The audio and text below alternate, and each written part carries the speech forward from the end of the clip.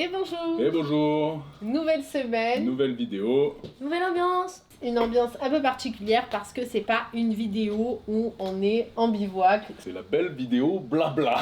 Après presque 2 ans sur les pistes, visiter des pays qui sont peu touristiques pour certains, on avait envie de prendre un peu de recul avant de te faire cette vidéo. Ça fait pas encore 1 an que nous sommes rentrés et on avait besoin de laisser décanter un petit peu tout ça avant de te parler des pays qui nous ont le plus surpris, impressionnés. Ceux qui nous ont laissé les meilleurs souvenirs, quoi, hein, et les pires.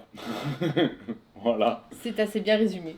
Première partie de la vidéo, on va parler chiffres, stats, et on va commencer par le nombre de pays qu'on a traversés. On a traversé 25 pays.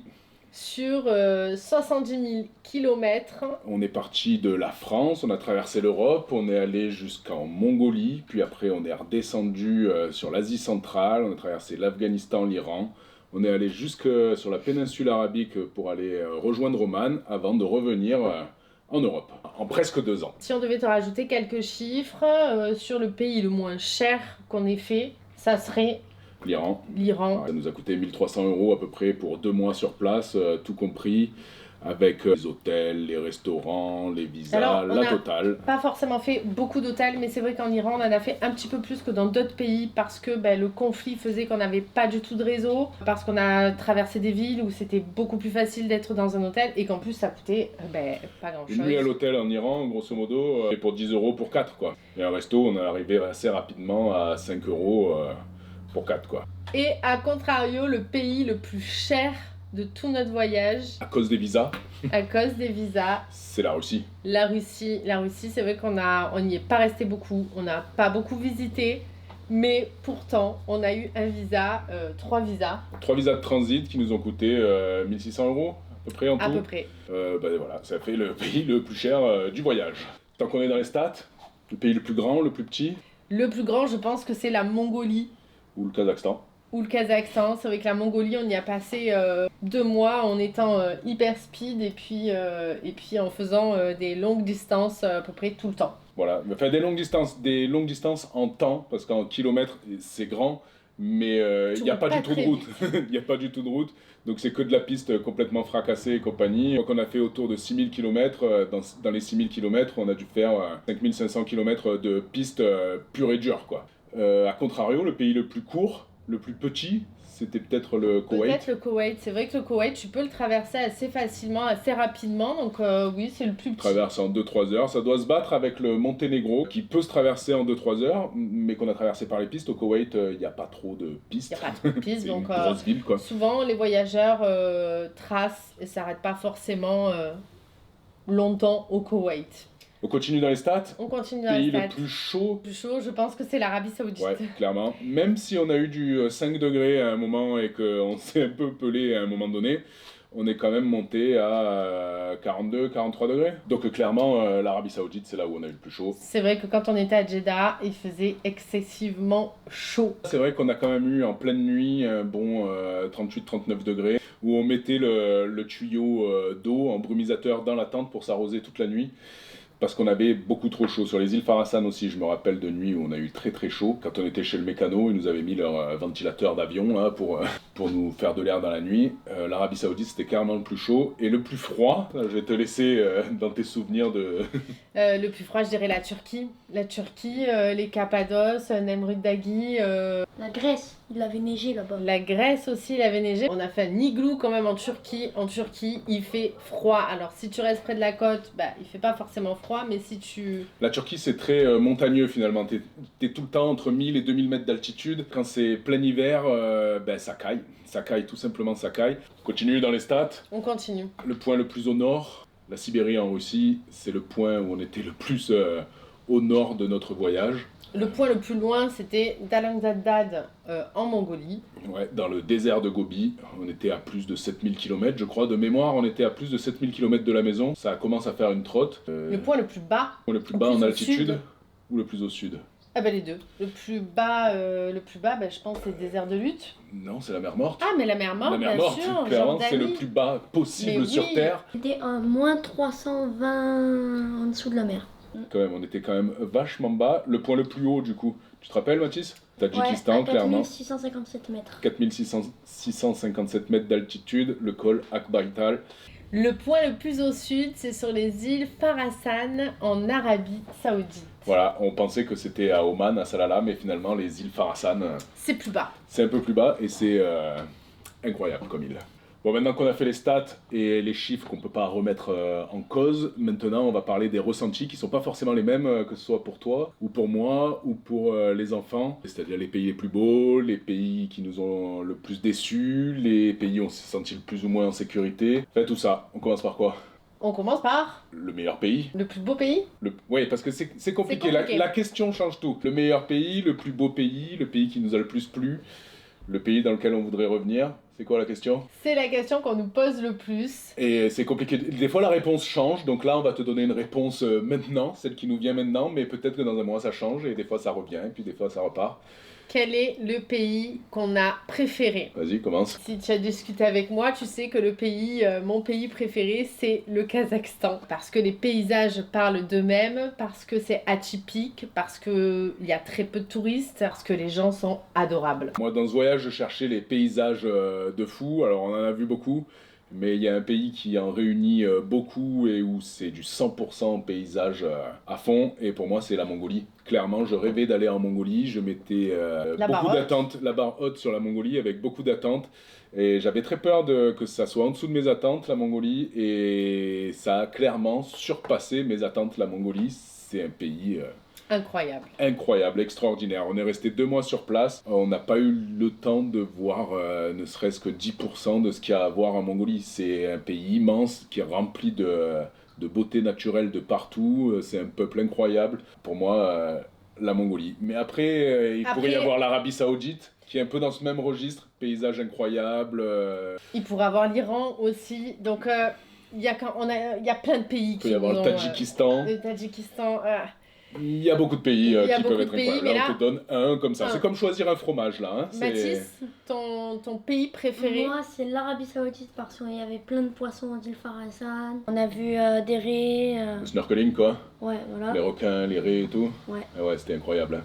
Il y avait quoi d'autre en Arabie Saoudite qui t'a plu? Il y avait les montagnes, il y avait les déserts, les wadis. L'Arabie Saoudite, c'est pas Les que singes. du sable et du désert. C'est un C'est pays incroyable. incroyable. Ouais. Et Léane, elle est pas là, mais je sais que souvent, elle dort là. Souvent, elle nous parle des dauphins à Oman. Donc, C'est que je et pense des que, tortues. oui, Léane, je pense qu'elle dirait les dauphins à Oman. Maintenant qu'on a fait le meilleur, on fait le pire. On fait le pire, le pays je crois qui qu'on nous est a assez le d'accord. moins plu. Et je 3, pense que 2, ça surpasse tous les autres en termes de nullité pour nous. 3, 2, 1, 0. Les Émirats Arabes Unis. C'est nul. C'est Alors, nul. nous- C'est notre avis. Mais de notre avis, il est que c'est vraiment nul, surfait, bling bling. Il n'y a pas d'âme, il n'y a rien à voir, à part la décadence humaine, quoi. Le truc intéressant, moi, j'ai trouvé, c'est que tu te mets dans un grand mall et tu regardes les gens passer, t'as l'impression d'être au zoo, mais avec des humains. Voilà, en gros... C'est vrai que c'est pas du tout un pays qui nous a plu, on n'a pas trouvé ça très authentique, on a trouvé que c'était le pays le plus dégueulasse parce qu'effectivement c'est très très sale, les gens jettent, les gens sortent, alors c'est pas quelque chose que tu vois dans les influenceurs de Dubaï parce qu'ils n'ont pas le droit de te montrer et de dire des choses négatives sur le pays qui les accueille. Et puis on a vu des gens vraiment, le soir ils jettent, et puis le matin t'as toujours un Pakistanais qui vient ramasser. Mais effectivement, si tu passes d'un hôtel privé à une plage privée, à un lieu privé, eh bien tu ne verras pas que à 6h du matin, en fait c'est très très sale et que les gens jettent les canettes comme ça ou laissent leurs poubelles sur la plage. Ouais, c'est le pays peut-être le plus sale qu'on ait vu, de par sa richesse. Les gens consomment, donc il y a beaucoup de déchets. Mais ils sont jetés, en gros, à Dubaï, on te dit tu jettes un mégot par terre, en vrai, il y a un Pakistanais qui vient le ramasser, il le met dans un camion, et le camion il le jette dans la mer derrière, ça on le voit pas. Et c'est vrai aussi que c'est le seul pays où on n'a pas pu filmer tout. On nous a refusé l'accès à des monuments, on est passé en Afghanistan, on est passé en Iran, on nous a jamais empêché de rentrer avec des caméras dans une mosquée par exemple, même en Iran, aux Émirats, à Abu Dhabi, la mosquée d'Abu Dhabi, on nous a interdit de rentrer. Voilà, le pays le plus nul. Les Émirats. Tu trouves toi aussi que c'était le plus nul ou... Non. T'as bien aimé Dubaï, c'est quoi que t'as aimé aux Émirats? La Burj Khalifa quand on est monté quand même. Il y a quand même un truc bien. Et les fontaines. C'est un les peu la molles et tout. seule activité qui est gratuite quand même, c'est les fontaines. C'était sympa, mais c'était sur la nature et l'écologie, et pour le coup, bah, ça collait pas du tout avec ce que nous on voyait à côté, quoi. Mais c'est quoi le pays que t'as le moins aimé? Ça aurait pu être l'Irak, mais après il y a eu le Mossoul. Mais le pire pays, c'est l'Afghanistan, parce qu'on faisait trop de routes et on pouvait pas vrai. faire tout ce qu'on veut et tout. Oui, pour Ouais. les enfants, c'est vrai que l'Afghanistan, c'était pas forcément, C'était pas forcément le plus fun. facile et simple parce qu'on a énormément roulé. Continue, on fait les continue dans villes. les villes qu'on a préférées. Je pense qu'on est d'accord sur une. Moi, en vrai, là, j'en ai 3 qui me reviennent dans la tête, là, comme ça. C'est pas des questions qu'on se pose tous les jours, quand même. Hein. Donc là, le fait de s'imposer, ça amène à réfléchir un peu. Je dis les miennes, tu dis les tiennes. Allez, vas-y, toi aussi. Moi, je dirais Mossoul, parce que la gentillesse des gens, c'était incroyable. Puis on redécouvrait aussi le poisson au niveau gastronomie, c'était très très bon. C'est vrai que Mossoul, il y a une âme, moi aussi, c'est dans mon top 3. Et à Mossoul, c'est assez incroyable. C'est très touchant comme ville. Une histoire récente qui amène une âme dans cette ville qui est juste incroyable, quoi. Ensuite, je dirais Bishkek, la capitale du Kirghizistan. Pas tant aimé le Kirghizistan, mais par contre, j'ai bien aimé l'ambiance de Bishkek parce que c'était très vert. Une capitale où tu entends les oiseaux, où tu vois des écureuils, où tu vois des gens jouer aux échecs. J'ai bien aimé l'ambiance de Bishkek. Eh bien, Troisième qui t'as me oublié. vient d'un coup, Yazd en Iran. C'est une énorme ville et en fait on ne ressentait pas le fait qu'il y ait beaucoup de monde. La vieille ville était incroyable. Donc j'ai beaucoup aimé et c'est là où on s'est rendu compte qu'en Iran en fait c'était quand même très touristique parce qu'il y avait énormément de touristes iraniens et étrangers et français et européens et etc. Il y avait plein de choses à visiter, plein de choses à découvrir et plein de choses à voir. Et C'est ça a vrai que été moi notre aussi- première mosquée aussi, c'était à Yazd en Iran. C'est vrai que moi aussi, Yazd, c'est une ville quand même qui est extrêmement belle, qui est extrêmement atypique par rapport à d'autres villes qu'on a vues. C'est effectivement la première mosquée où on a osé rentrer dedans. En fait, c'est en Iran qu'on a osé rentrer dans une mosquée. On n'a pas osé y aller en Turquie, on n'a pas osé y aller au Kazakhstan, on n'a pas osé y aller au Kirghizistan, au Tadjikistan, qui sont des pays ultra modérés sur la religion. Mais finalement, c'est en Iran qu'on a senti qu'on pouvait y aller de la manière la plus simple. On n'était pas séparés dans les mosquées. Non, c'était Les femmes et très les hommes touristique sont en fait. ensemble. C'est vrai que ça fait un petit peu penser aux monastères qu'on retrouvait en Grèce, aux églises orthodoxes qu'on retrouvait en Géorgie. Ben là, c'était pareil, les mosquées en Iran, ça ressemblait un petit peu à ça. Plein de voiles à disposition pour visiter justement la mosquée. Donc c'était... Et puis elle était très belle surtout. Moi, dans mon top 3, il y avait effectivement Yazd, Mossoul, et j'avais envie de rajouter Tbilissi. Ah, Tbilissi, mais capitale oui. de la Géorgie. Incroyable, je pense que tous les gens qui y passent sont assez unanimes pour dire que Tbilissi, c'est une super ville. Tu cherches une ville, une capitale à faire en avion pas trop cher. En vrai, Tbilissi, c'est génial, tu manges bien, t'es dépaysé. C'est festif, c'est beau, c'est une ville à taille humaine, il n'y a pas que des grands buildings, les monuments sont sympas, ça change, enfin, Et Tbilissi, puis ça, franchement, on s'est c'est régalé, très quoi. différent de ce qu'on connaît nous, parce que c'est pas forcément la même religion non plus. Ouais, non. Gustativement, c'est incroyable, c'est très bon et c'est très différent de ce qu'on mange. Le vin aussi est très différent. Donc ouais, je suis assez d'accord. Et toi, Mathis? Moi, mes 3 meilleures villes, la première c'était Konya, En Turquie, en Turquie. J'ai bien aimé le musée qu'il y avait d'histoire naturelle. Samarcande, en Ouzbékistan. c'est vrai que Ah oui, c'est... ça marque. Ah ouais, On oublie. on est d'accord. Et un troisième, Et en troisième, Alula. en Arabie Saoudite. Ouais, et j'ai Ouais. bien aimé la ville abandonnée qu'il y avait. Ouais. On passe sur les sites historiques. Tu veux commencer? Vas-y. Allez. Alors, en troisième place, je mets Persépolis en Iran. Je suis d'accord. je suis d'accord. Persépolis, moi je Persépolis, l'aurais même c'est- mis, pour moi, il est en première place. C'est juste quelque chose d'incroyable. C'est une ville qui est une des plus vieilles du monde. Et le berceau de la civilisation, et c'est vrai qu'il y a une histoire, et cette histoire, on a pu la voir à travers du mur des civilisations, et c'était incroyablement bien conservé, bien entretenu. C'est vrai qu'en Iran, ils ont une histoire incroyable. C'est les Perses, donc c'est un peu le berceau de l'humanité. Et ils mettent un budget pour garder tout ça en bon état, pour le restaurer, pour tout, pour garder cette histoire-là accessible à tout le monde. Et c'est pas un truc qu'on imagine quand on est ici. On imagine que tout est délabré et compagnie. Non, en Iran, tout est très bien entretenu sur tous les côtés Les historiques. monuments, quoi. au niveau des monuments, Les c'est vrai que monuments la sont, ville de Bam, parfaits, quoi. c'est Ah oui. une ville qu'on a beaucoup appréciée. Elle avait été détruite par un séisme, elle a été Ils ont tout refait. toute reconstruite et c'est magnifique. Et c'est toujours en cours de reconstruction. Mais On va te couper un peu, c'est ton fils qui parle, là, on a dit. est-ce que t'as un Donc autre on a dit site? quoi, Persépolis? Ouais, en troisième place. Oui, tu en as dit qu'un, tu vois. Ah oui, non, Il parle pardon, beaucoup, autant pour apparemment. moi. Allez, Persépolis. Allez, vas-y, ensuite. En deuxième place, Olympie, là où il a eu les premiers Jeux Olympiques. C'était pas mal. Et en première place, Delphes. Ah ouais, Delphes. toujours la Grèce. La Grèce. Delphes, c'est vrai que c'était assez incroyable. Il y avait le théâtre d'Épidore aussi Le d'ailleurs. théâtre d'Épidore. La Grèce a des magnifiques sites. Et toi? Moi, je dirais, alors j'aurais dit Persépolis comme Matisse, l'histoire, et autrement j'aurais dit Pétra, parce que les Nabatéens, incroyable, c'était incroyable de voir cette ancienne civilisation, de voir la grandeur de cette civilisation, parce que le site de Pétra est immense, et je dirais qu'en Jordanie, il y a quand même beaucoup de sites. T'as aussi des sites romains, donc c'était pas mal niveau site culturel. T'en as un autre? Non. Et moi aussi, j'aurais dit Persépolis, Pétra, et on pourrait remettre Samarcande dans l'histoire, quoi, qui est quand même historiquement. C'est un peu moins vieux. C'est un peu moins vieux, mais quand même, c'est waouh, quoi. C'est waouh. Continue avec la bouffe. La Point important. gastronomie de la petite partie du monde qu'on a visité. Le plat préféré, celui qui revient là, parce qu'il y en a eu beaucoup des bons plats. Moi, j'aime. Vas-y. Eshkene. Le eshkene. Le Mansour. Le eshkene de Mansour. Plat iranien. Et j'en ai Soupe. d'autres encore. Vas-y, encore. Le Mansaf. Ah, c'est C'était le celui mien. que j'allais dire. Le Mansaf en Jordanie qui était juste exceptionnel. Et il y avait aussi un restaurant en Géorgie qui était sous terre, qui était Oui. incroyablement bon. Moi, je dirais... alors, c'est pas un plat typique parce que j'aurais dit le mansaf. Mais autrement, j'aurais dit les sushis qu'on a mangés en Russie. C'était un chef qui revisitait les sushis et c'était très original. Et j'aurais dit le lagman au Kazakhstan. Alors c'est moins typique, mais c'est vrai que moi j'ai bien aimé le lagman au tout début. Parce qu'après c'est vrai que tu te lasses un peu de Après, tu as toujours les mêmes plats, mais c'est vrai que dans ces plats, à la fin, on en a un peu marre parce qu'en fait, sur 5 pays, Kazakhstan, toute l'Asie centrale, ils ont, je dis 5, mais c'est peut-être moins. Il y a le lagman, il y a le plov, il y a le belge barmak. Moi, j'ai beaucoup aimé le belge barmak. Le belge barmak, c'était excellent. Mais voilà, hein. En fait, c'est 3 plats sur 4 ou 5 pays. Il y a des manchis aussi, un petit peu, mais voilà.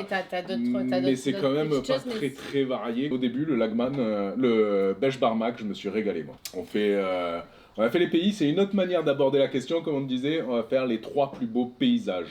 C'est-à-dire sur une zone. Je commence parce que ça me vient. Je sais ce que tu vas dire. Je pense que tu sais et que tu as raison. Je dirais le Manguisto, le désert du Manguisto au Kazakhstan. Pour moi, c'est le paysage le plus incroyable. Déjà parce que ça regroupait lac de sel, les montagnes, tiramisu. Parce qu'il y avait tellement de paysages atypiques que je n'avais jamais vus. Et puis il y a cet infini. En premier, le désert du Manguisto, mais t'en as d'autres ou pas? j'en ai un autre, ça serait le désert de Lutte parce que c'est les dunes les plus hautes du monde et que pareil en fait tu as des paysages complètement atypiques entre le sable, les cailloux noirs, les rivières salées et donc et puis les caloutes et donc tous ces paysages complètement atypiques font que pour moi ouais c'est les 2 paysages que j'ai trouvé vraiment waouh mais il y en a. Alors moi je suis d'accord avec ça, de base c'était dans mon classement, mais pour en dire d'autres, les 7 volcans en Arabie Saoudite, où on est monté complètement dessus, on a fait un slalom géant entre les volcans, off-road complet, en improvisation totale, et c'était juste incroyable. D'ailleurs on en profite pour replacer une petite pub, instant promo, on publie les traces petit à petit sur le site pif.store, et toutes ces pistes off-road qu'on a fait tout au long du voyage, elles sont publiées sur le site pif.store. Il y en a qui vont encore arriver. Il y a une bonne partie qui est déjà publiée. Sur ce voyage, on a quand même fait essayer de faire un maximum de pistes. Alors, je ne sais pas si ça s'est vu dans nos vidéos. Certains nous disent que oui. Et effectivement, on a fait énormément de pistes. Que ce soit en Mongolie où on a fait 90% de pistes, en Arabie Saoudite où pareil on a fait 90% de pistes, à Oman où tout ça, on n'a pas fait que des pistes qui existaient déjà, on a cherché nos propres pistes, on a fait un boulot énorme pour faire tout ça. Tu peux les voir dans les vidéos, les paysages que tu peux avoir, et si ça t'intéresse de revivre notre aventure, tu peux retrouver ces traces sur pif.store. Voilà, pour les paysages, il y en a tellement d'autres. Ça peut être les îles Farasan, ça peut être Massira, ça peut être les plages à Salala, ça peut être Bamiyan en Afghanistan, qui est juste... L'Afghanistan, c'est juste incroyablement beau. Ça peut être autour de Murghab au Tadjikistan. Des paysages incroyables, il y en a partout, c'est comme choisir un bon fromage, là, encore une fois, c'est compliqué, quoi. On passe sur... on fait quoi? La plus belle rencontre? Qui revient, la là? plus belle rencontre ou le plus beau moment qu'on ait vécu peut-être? Alors le plus beau, celui qui nous revient, parce qu'ils sont tous beaux, c'est compliqué, encore une fois, de faire un classement. T'as une idée qui te vient, là? Oui. Vas-y. Mansour, avec Mansour, Ouais, quand il nous a fait goûter le plat Eshkenia. ouais. Eshkeni et puis tous les plats qu'il nous a fait goûter. Ouais. Et Avec Saoud aussi, qui nous Ouais. a fait rentrer dans un supermarché, il nous a dit prenez tout, Ouais, vous avez pris quoi? du chocolat, du fromage. Du fromage. Pour moi, là, j'ai celui qui me revient, là, c'est le Kazakh, j'ai plus son nom, qui nous a fait faire de la moto, Ah, mais qui oui. t'a appris à faire de la moto, Mathis. Ah mais oui, Mathis, Tout c'était ça avec une incroyable. bouteille de vodka et compagnie. Enfin bref, il s'amusait à faire des saltos. C'était un moment juste extraordinaire. Au final, au milieu de la steppe, au milieu de rien, tu rencontres un Kazakh qui vient avec sa moto. Tu passes l'après-midi avec lui. Enfin, l'après-midi, l'apéro a commencé tôt. Et moi, alors on a déjà dit Mansour, donc je dirais Ayoub, parce qu'il m'a fait descendre une dune dans sa voiture qui était mais Probablement une des plus grandes Gigant. dunes du monde que tu as descendues en 4x4 avec Ayoub, quoi. gigantesque et j'étais tellement reconnaissante de l'avoir fait avec lui parce que c'était un moment incroyable qui finalement ne m'a pas fait si peur que ça. Et voilà, c'était un rêve de faire d'aller sur les pistes à fond la caisse avec quelqu'un qui savait bien piloter, non pas que tu ne saches pas piloter, et qui avait peut-être un peu plus d'expérience que nous. Et puis l'adrénaline parce que quand tu vas pour descendre cette dune, et ben c'est waouh. T'en as un autre qui vient là? Oui, Kazakhstan, il y a 5 Kazakhs, ils nous ont invités comme ça au resto. Ils nous ont donné des casques de chantier, des lunettes. Tout ce qu'ils avaient en fait, tout ce qu'ils avaient avec eux, ils le donnaient. C'est vrai qu'au Kazakhstan, il y a une hospitalité qui est quand même... si on doit enchaîner sur le peuple le plus hospitalier de ce voyage, Le moi j'ai Kazakhstan. envie de dire les Kazakhs et au Koweït aussi. Oh, le Punaise, le Koweït. Koweït, c'est hallucinant. On pensait avant ce voyage que plus un peuple est pauvre, plus il est accueillant. Puis on est arrivé au Koweït. En Et là, fait, on les s'est gens dit- ont la même hospitalité que les gens qui ont rien, comme les Pamiris par exemple au Tadjikistan, sauf qu'eux ils ont beaucoup et ils te donnent leur carte bleue pour aller au supermarché. On s'est retrouvé à faire du drift comme ça juste parce qu'on a croisé quelqu'un dans la rue. Enfin bref, On nous a offert une vidange au Koweït, enfin on vraiment. nous a logés pendant une semaine nous a dans logés. un truc. Et on On s'est- sert bref, avec des une serres. hospitalité incroyable. Mais pour moi, ouais, Kazakhstan, Koweït. Et donc on s'est dit que finalement l'hospitalité c'était vraiment une question d'éducation et pas du tout une question d'argent. Ni de religion. Parce en vrai. on a passé autant de bons moments avec Saoud au Koweït qu'avec les Pamiris juste après avoir passé la Bartang. C'était aussi des moments incroyables. On nous dit souvent que c'est un rapport déjà de richesse ou pas. On nous dit aussi que c'est une question de religion. Moi, je crois pas, parce qu'en Mongolie, on a rencontré des bouddhistes qui avaient une hospitalité extraordinaire. En Roumanie, on avait rencontré des gens ultra accueillants et ils sont plutôt chrétiens. En Géorgie, pareil, ils sont pas du tout musulmans. Donc, c'est pas c'est vraiment juste C'est pas une question de d'éducation. religion, c'est vraiment une question d'éducation. Les plus belles pistes? Les plus belles pistes, moi je dirais que c'est le début au Tadjikistan jusqu'à Murghab, donc le début de la Pamir et la Bartang, parce que c'était quand même des paysages flippants mais incroyables. Mais voilà, le début du Tadjikistan, t'as une espèce d'aura avec ces grandes montagnes. Pour moi, c'est une des plus belles pistes. C'est vrai que le Tadjikistan c'était incroyable. Moi j'ai toujours cette piste en Mongolie où on arrive sur les glaciers qui est piste un peu compliquée et où tu arrives avec des vues incroyables. Toujours pareil, la piste des volcans, La piste des volcans, sur les volcans c'était incroyable. Et la piste dans le désert de Lutte aussi, incroyable. Il y a beaucoup de pistes parce qu'on a même la traversée d'Aral en fait. Le fait de traverser Aral en totale autonomie à la boussole, c'était aussi incroyable. On a vu aussi des pépites à ce niveau-là. on a traversé l'Afghanistan en off-road à travers des pistes qui sont juste incroyables quoi. On roulait effectivement, on roulait beaucoup comme il disait Mathis au début. On roulait 10-12 heures par jour et on se faisait des journées à 100-150 km pour te donner une idée de la vitesse qu'on avait. C'était des vraies pistes. Voilà, mais c'est un pays brut et c'est un pays très beau, que ça soit en termes de paysage, que en termes d'histoire, que en termes de personnes. C'est un pays qui nous a marqués. Et la plus dangereuse. Et la plus foireuse. La plus foireuse, je dirais la bartang, mais 1000 fois la bartang. Sans aucun doute. Et alors, je vais te raconter une petite anecdote. C'est reparti. Il y avait des voyageurs qui m'avaient demandé s'ils pouvaient le faire en camion. Et j'ai eu l'impression qu'ils ne me croyaient pas. Ce n'est pas possible de le faire en camion. Ceux qui ont déjà fait la bartang, dites-nous comment vous avez trouvé cette piste. Nous, on l'a fait dans le sens de la descente. On a... C'est bien sûr on fait de l'huile avec les fesses, là. Hein. Tu passes ton temps à serrer les fesses tout le temps. Tu as des rivières à traverser, tu as des pistes de falaises, tu as des cailloux qui sont posés les uns sur les autres. T'as des ponts qui tiennent pas. Et d'ailleurs, l'année dernière, personne n'a pu faire la bartang parce qu'une partie de la route s'est effondrée et donc ce n'était pas possible de la faire. Là-bas, il n'y a pas de camion qui passe. Donc quand tu passes de Murghab jusqu'à de l'autre côté, ça, c'est la bartang. C'est pas le premier village qui est un petit peu éloigné, ça...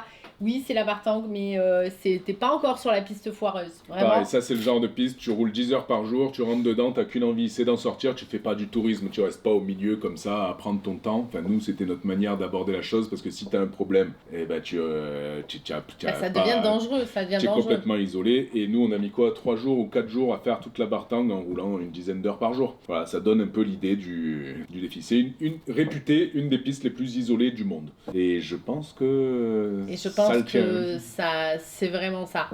Et si je dois en choisir une deuxième qui m'avait un petit peu stressée, on va dire que toutes nos traversées m'ont un petit peu stressée parce que l'isolement, en fait, c'est quelque chose qui peut faire peur. Traverser le désert de Gobi, c'était quelque chose de flippant parce qu'il y a des grosses portions où on n'a vu personne. Et on a vraiment traversé le désert de Gobi en totale autonomie. Il n'y avait plus de pistes par terre, tu ne voyais plus de roues devant nous. Donc voilà, c'était vraiment... c'est flippant et beau à la fois. Voilà. Un peu dangereux, quoi. Mais ça se prépare. On parle sécurité. On parle sécurité. Le pays où on s'est senti le plus en sécurité, je dirais qu'il y en a plusieurs. J'ai envie de dire une zone, moi, l'Asie centrale, quoi. L'Asie centrale. Kazakhstan, Ouzbékistan, Kirghizistan, Tadjikistan. C'est très très safe, où tu peux dormir partout, où c'est facile de trouver un bivouac, où les gens sont très aidants. On s'est vraiment senti en sécurité, en fait. C'est compliqué à dire pourquoi, mais on a vraiment eu à aucun moment peur des gens ou quoi. A contrario, un pays où on s'est moins senti en sécurité. L'Iran et l'Afghanistan. Alors l'Afghanistan parce que y a énormément d'armes. L'Afghanistan parce que c'est l'Afghanistan. Voilà, il y a énormément d'armes. Il y en a qui diront l'Iran parce que c'est l'Iran. Non, l'Iran c'est parce qu'il y a du monde et que il y a du monde en fait. Et quand il y a du monde, ça crée des tensions. Je pense que le gouvernement qu'il y a en Iran fait que les gens ont été habitués à être très individuels et donc des fois tu tombes sur des personnes qui ont pas forcément un fond sympa. Il y a vraiment de tout. On a rencontré des personnes très très très très gentilles comme Mansour qu'on adore et des personnes qui avaient cette machette et qui voulaient en découdre. Oui, il y en a qui passaient en moto aussi entre les 4x4 et où on a dû se mettre un peu au milieu et faire jouer le corps de rêve. Et ma voix de Marseillaise. Mais à part ça, même en péninsule, on s'est senti en sécurité aussi. À part ça, sinon, c'est l'Italie quoi. Grosso modo, tous les autres sont plus safe que l'Europe occidentale finalement. À aucun moment on a eu peur qu'on nous vole la voiture, à aucun moment on a eu peur de tout ça quoi. Le pays qui nous a le plus surpris. La Russie. J'avais pas pensé à lui. Moi, c'est là, en me posant la question, ça vient naturellement. C'est le premier pays où on est arrivé, on avait très peur, on est sorti de là en se disant qu'est-ce qu'on nous raconte dans les médias. Et que c'est la Russie qui a changé complètement tout le voyage et notre vision de voir les choses. La Russie, on avait très peur d'y aller avant, on a envie de la visiter maintenant. Voilà, en gros... Et les gens, pareil, la Russie c'est un pays très très grand, donc effectivement il y a peut-être des zones où tu as des conflits, comme la Tchétchénie, le Daghestan, où tu peux avoir des conflits, mais autrement... Il y a plein de peuples différents. Ça reste quand même des régions qui sont incroyables, qu'on a beaucoup appréciées. Et qu'on a envie de découvrir. Pour moi, la Russie, quoi. Et moi, moi j'aurais dit l'Afghanistan. L'Afghanistan, parce que pareil, encore une fois, on est sur un pays qui est complètement différent de ce qu'on nous raconte dans les médias. Déjà, il n'y a pas que des femmes en burqa, il y en a, mais ça dépend des régions. Il y a des femmes avec des voiles très colorés. Il y a des femmes qui marchent toutes seules, qui peuvent se balader toutes seules dans les villes. Il y a des femmes qui ont parlé à Benoît, des hommes aussi qui m'ont parlé et qui sont les talibans, déjà être protégés par les talibans. C'était déjà bizarre. un autre pays, mais on était moins choqués parce qu'on avait passé déjà la Russie et l'Afghanistan, mais l'Iran, c'est l'inverse de ce qu'on nous dit dans la télé aussi. Mais on était un peu plus habitués, on s'y attendait, on savait que ça allait être différent. Alors que ces pays, C'est vrai que on c'est découvrait encore un peu. Quoi. Pays où les gens s'habillent à l'européenne, c'est très européen. C'est pour provoquer un peu, c'est peut-être le pays le moins musulman qu'on ait fait de ce voyage, c'est l'Iran. Et c'est vrai que c'est le pays où on t'a peut-être montré le moins de personnes, parce que c'était dangereux pour ces personnes de te les filmer pendant qu'ils nous disaient qu'ils craignaient pour leur vie, ou que c'était dangereux, ou qu'ils n'avaient pas le droit de dire ce qu'ils voulaient, donc on ne les a pas filmés. Mais on a rencontré énormément de personnes en Iran. C'est le pays où on est resté peut-être plus longtemps. On est resté 2 mois. On est resté 2 mois, donc c'est c'est vrai quoi que... les pays où on est resté le plus longtemps? Eh ben, je pense que c'est... On a fait 2 mois Arabie Saoudite, 2 mois Iran, 2 mois Mongolie, 2 mois Kazakhstan. Et puis 2 mois Oman. Voilà. En vrai, les timings, c'est des questions de visa, finalement. Alors ça, tu pourras tout retrouver dans le livre. Je te fais une petite aparté sur notre livre Partir, qui est toujours disponible sur pif.store. Tu auras les dates. Je sais que vous êtes nombreux à me demander les dates, à savoir pourquoi il y avait un décalage. Il y avait un décalage pour notre sécurité. Et on ne te cache pas les dates. Elles sont toutes écrites.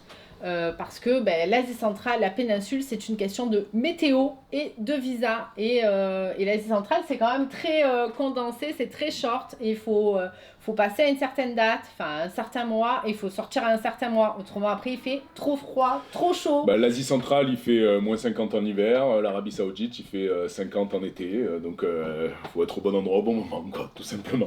On pourrait dire, qu'est-ce que ce voyage nous a appris? Question piège.